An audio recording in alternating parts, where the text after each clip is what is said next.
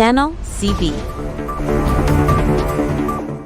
আপনারা দেখছেন channel CBE. এই মুহূর্তে দেশের অন্যতম আলোচিত খবর নিয়ে আমরা হাজির।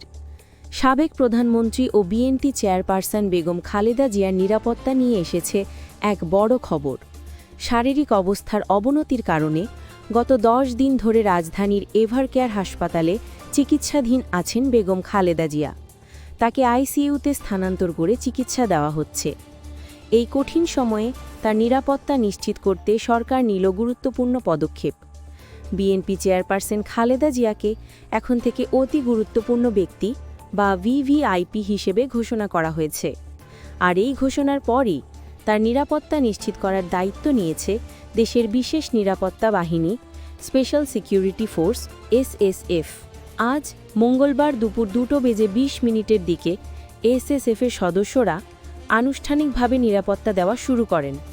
বিষয়টি নিশ্চিত করেছেন বিএনপির মিডিয়া সেলের সদস্য সাইরুল কবির খান। এর কিছুক্ষণ আগেই অর্থাৎ দুপুর 2টোর দিকে এসএসএফ সদস্যদের গাড়ি এভারকেয়ার হাসপাতালের ভেতরে প্রবেশ করতে দেখা যায়।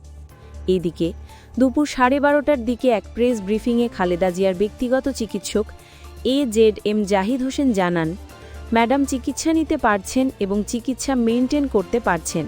তিনি আরও জানান, আজ মঙ্গলবার যুক্তরাজ্য থেকে একজন বিশেষজ্ঞ চিকিৎসক খালেদা জিয়ার চিকিৎসার জন্য ঢাকায় আসার কথা রয়েছে। শারীরিক অসুস্থতার পাশাপাশি ভিভিআইপি নিরাপত্তা, এই দুই খবরের জেরে এই মুহূর্তে সবার নজর এভারকেয়ার হাসপাতালের দিকে। দেশ বিদেশের রাজনীতি ও চিকিৎসা জগতের সব সর্বশেষ আপডেট জানতে চোখ রাখুন আমাদের চ্যানেলে। আজকের মতো এই পর্যন্তই। ধন্যবাদ।